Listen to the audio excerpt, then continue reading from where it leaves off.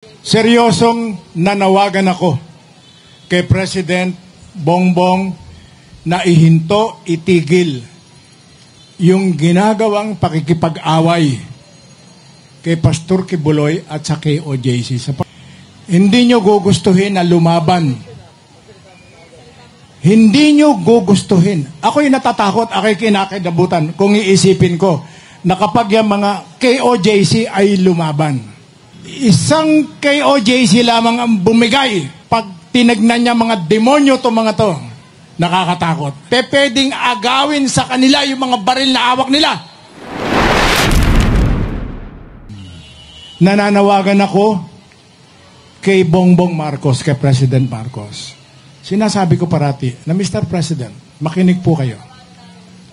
Makinig po kayo. Itigil po ninyo.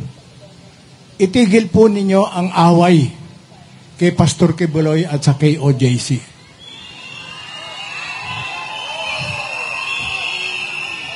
Ituloy po ninyo. Ihinto po ninyo. Itigil.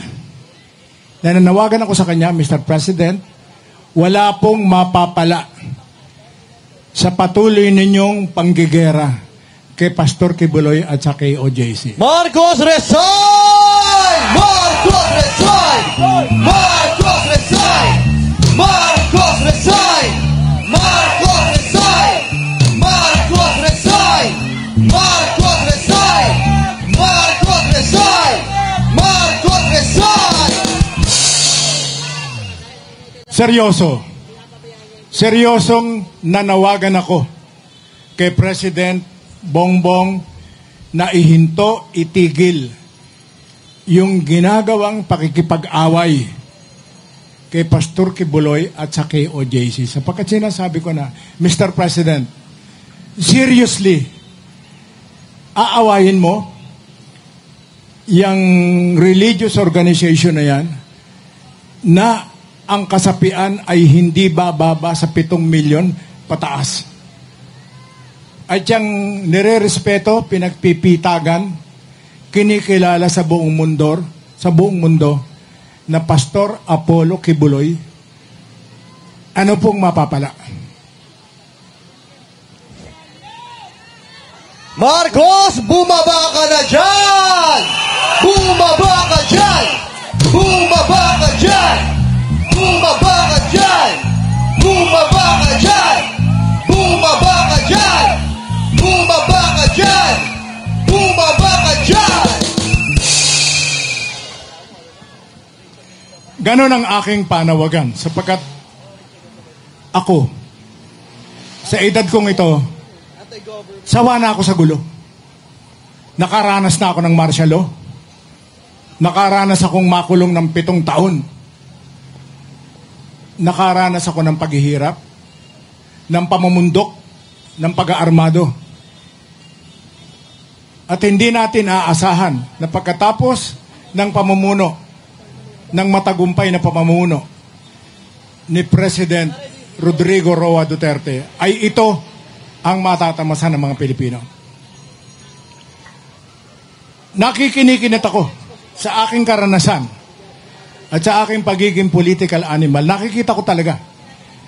Nakikita ko, you can almost predict what will happen dyan nung nagsimula, nung maganap yung June 10. Nung maganap yung kaguluhan ng June 10. At hanggang ngayon, patuloy yan. Hindi na tayo nagtataka kung bakit even ang korte, wala na ngayong separation of powers, no? Kaya nga natin sinasabi na merong undeclared martial law. Sapagkat yung nangyayari ngayon sa loob, sa Davao, no? Yung nangyayari ngayon sa Davao, kung paano sinusupil, kung paano nilalapastangan, ginigiba. Sa kapila, despite the issuance nung writ of amparo, sa kabila ng intervention ng korte, may maliwanag na kautusan ng korte na evacuate ng PNP Wala yan. At obviously, ang korte ay walang magawa. Ano ibig sabihin yan? Kaya nga, ang sinasabi ko sa pakikipag-usap, sinasabi ko na ang tangi lamang itong mga PNP, itong si General Torre at yung mga ibang opisyal, kawawa itong mga ito sapagkat maraming haharaping kaso to. Ang tanging depensa lamang nila sa korte hanggang sa Supreme Court, pag sila ay dinimanda ng KOJC, inutos sa amin to ng Presidente. Inutos ito. Hindi pa pwedeng mag-utos ng gano'n ng Presidente. Makakapag-utos lamang ng gano'n ng Presidente nang hindi mo iintindihin yung karapatan ng mga tao. Kung magdideklara ka ng martial law. So yung ginagawa ng PNP ron, hindi nila gagawin yung kung walang martial law. Kaya sinasabi ko sa inyo, maaring ang martial law ay naideklara na. Seriously.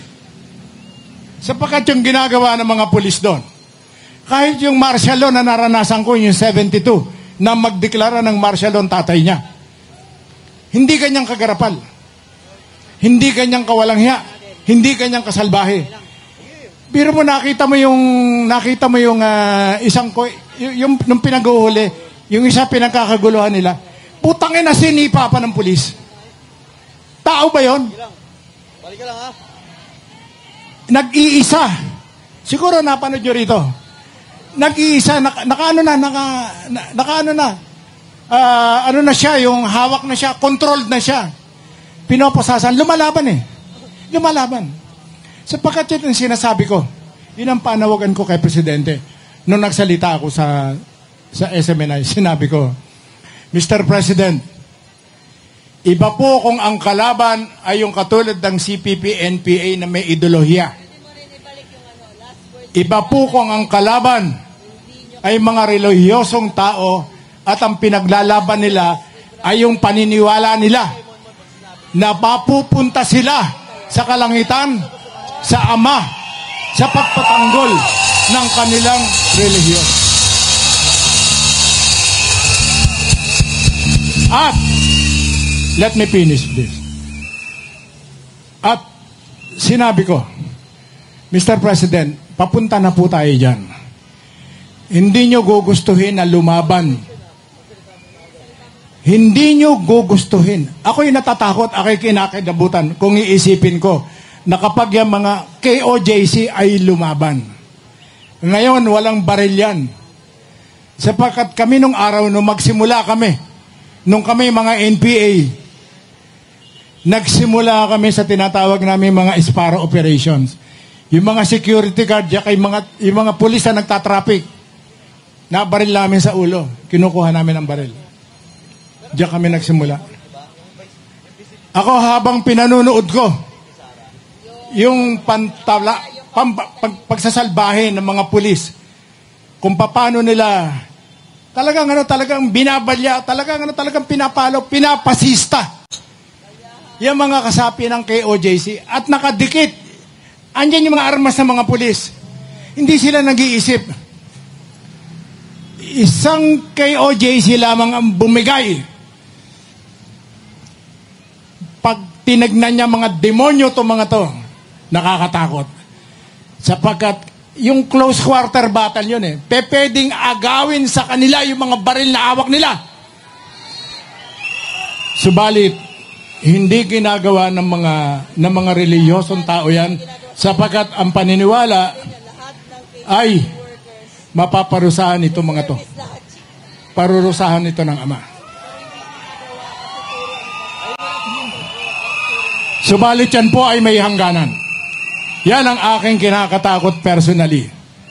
Sa aking karanasan, nakakatakot po yan. At ako'y umaasa na sana ay manatili yung ganyang pagpapasensya, yung paniniwala sa kapayapaan ng mga KOJC members.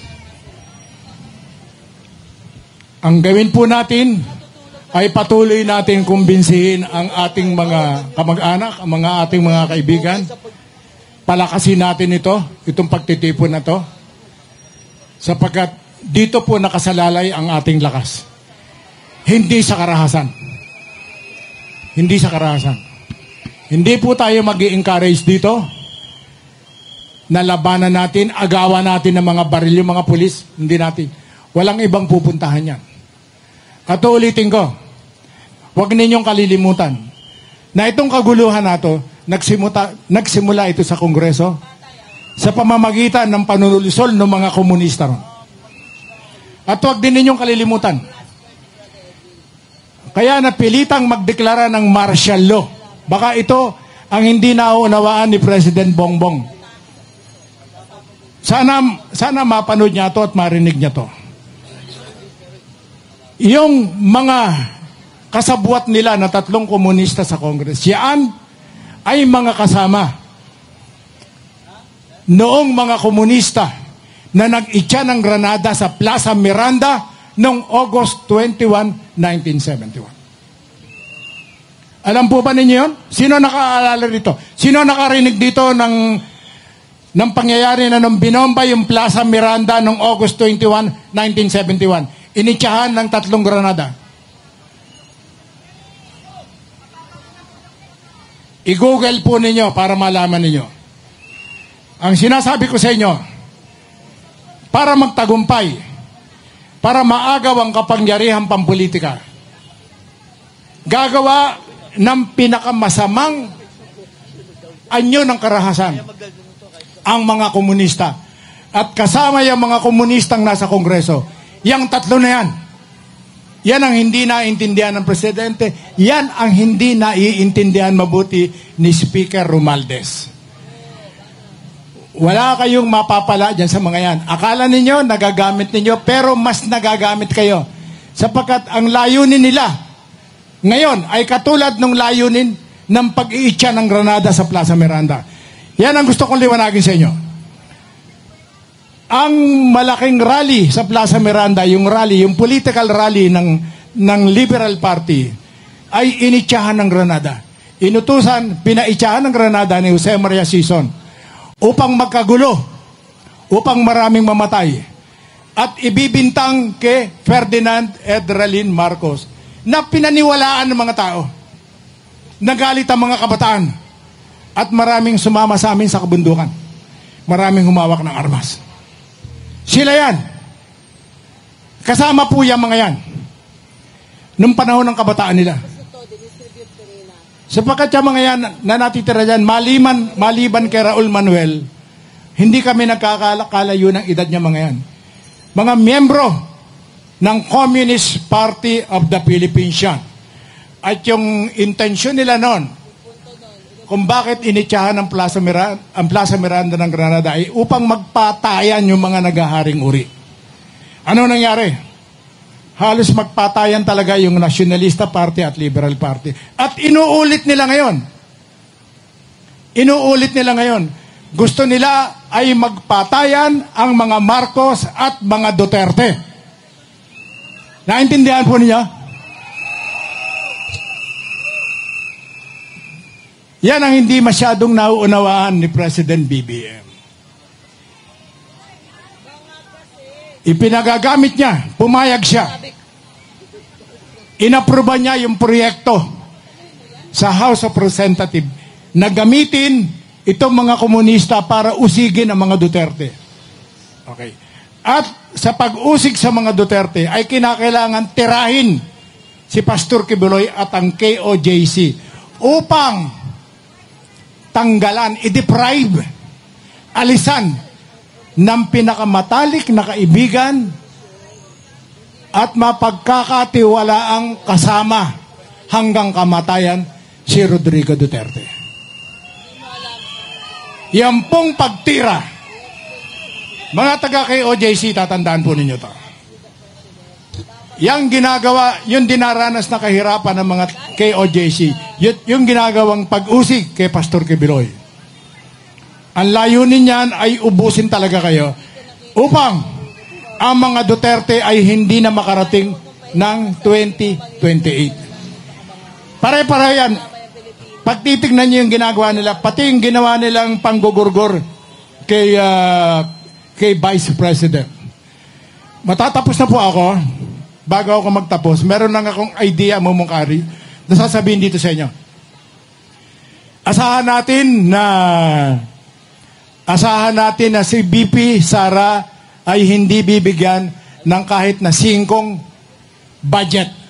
Isisiro nila yan. Ako'y nagmumungkahi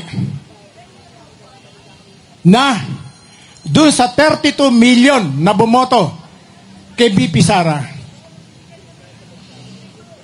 Exactly. Magkontribusyon tayo. Maglunsad tayo ng kilusan piso para kay Inday. Piso para kay Inday. Yung simula ng piso para kay Inday, 32 million na yon. At si ate na galit dito, baka hindi lang piso ibigay, baka 100 piso. Kaya po natin na napondohan ang Office of the Vice President nang hindi tayo aasa dito sa putangin ng gobyerno na to, dito sa Kongreso. Di mo pera yan! Di mo pera yan! Di mo pera yan! Di mo pera yan! Di mo pera yan! Di mo pera yan! Di mo pera yan! Di mo pera yan! Ito po. Yung controversial na tinatawag na confidential fund, yun po ay salapi na hindi dapat pinag-uusapan sa Kongreso yun. Sapagkat yun ay pondo na ginagamit sa security operations at yun ay laban sa mga komunista. Kaya galit na galit sila. Ngayon, ipakita natin na talagang galit na tayo dito sa mga komunista na to. Tayo ang magpondo. Tayo ang magpondo para tuluyan ng ibagsak ang Communist Party of the Philippines at New People's Army. So, mag-uusap-usap po kami